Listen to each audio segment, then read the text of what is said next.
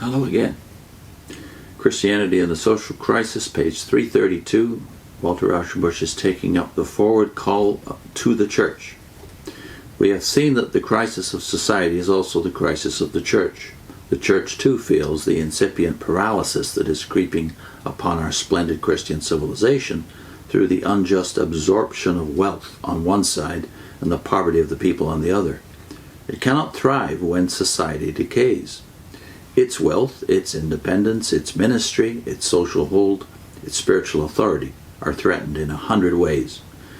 But on the other hand, the present crisis presents one of the greatest opportunities for its own growth and development that have ever been offered to Christianity. The present historical situation is a high summons of the eternal to enter on a larger duty, and therefore to inherit a larger life, or thereby to inherit a larger life. In all the greatest forward movements of humanity, religion has been one of the driving forces. The dead weight of hoary institutions and the resistance of the caked and encrusted customs and ideas of the past are so great that unless the dormant energies of the people are awakened by moral enthusiasm and religious faith, the old triumphs over the new. Mighty truth's yet mightier man-child comes to the hour of birth, but there is no strength to bring forth. But in turn, the greatest forward movements in religion have always taken place under the call of a great historical situation. Religious movements of the first magnitude are seldom purely religious in their origin and character. It is when nations throb with patriotic fervor, with social indignation, with the keen joy of new intellectual light, with the vastness and fear of untried conditions, when the energy sublime of a century burst full-blossomed on the thorny stem of time, that religion too will rise to a new epoch in its existence. The Reformation of the 16th century is a classical illustration of this fact.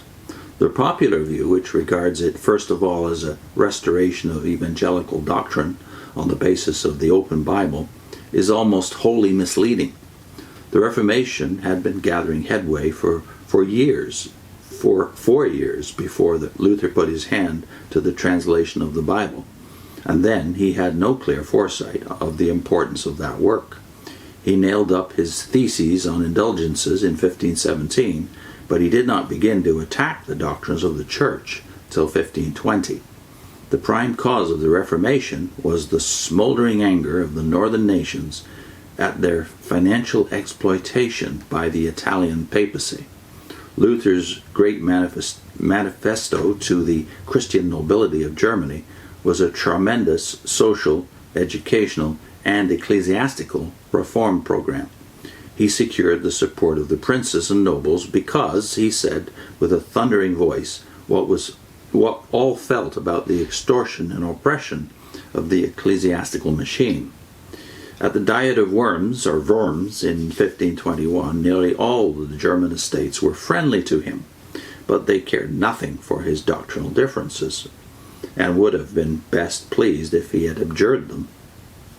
The glorious years of the Lutheran Reformation were from 1517 to 1525, when the whole nation was in commotion and a great revolutionary tidal wave seemed to be sweeping every class and every higher interest one step nearer to its ideal of life.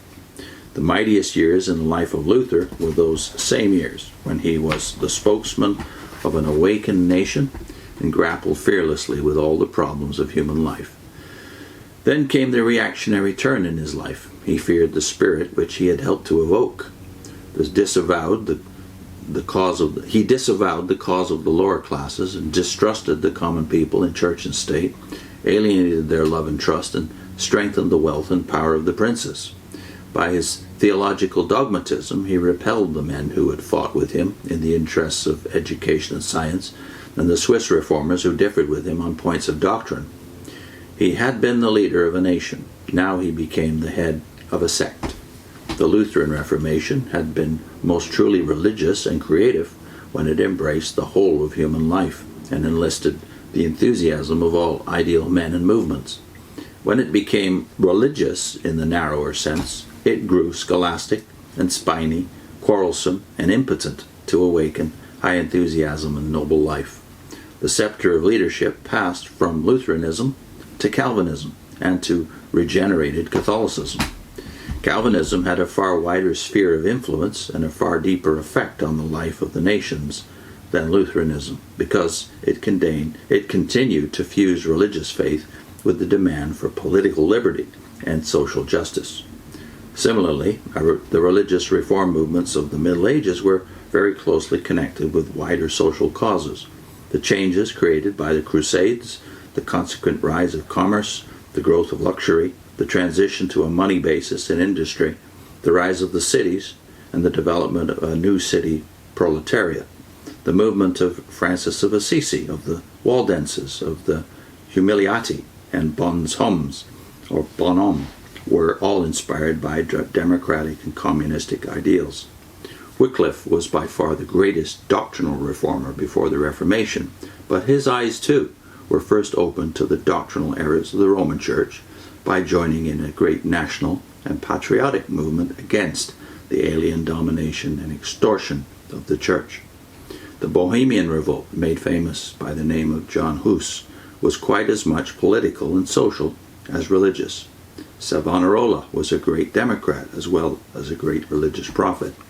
In his famous interview with the dying Lorenzo de Medici, he made 3 demands as a condition for granting absolution.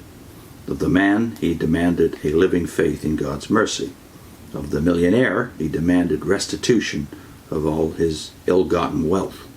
Of the political usurper, he demanded the restoration of the liberties of the people of Florence.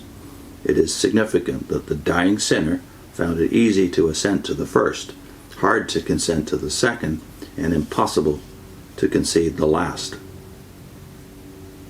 Nations rise to the climax of their life, and humanity unfolds its enormous dormant capacities only when religion enters into a living and inspiring relation to all the rest of human life.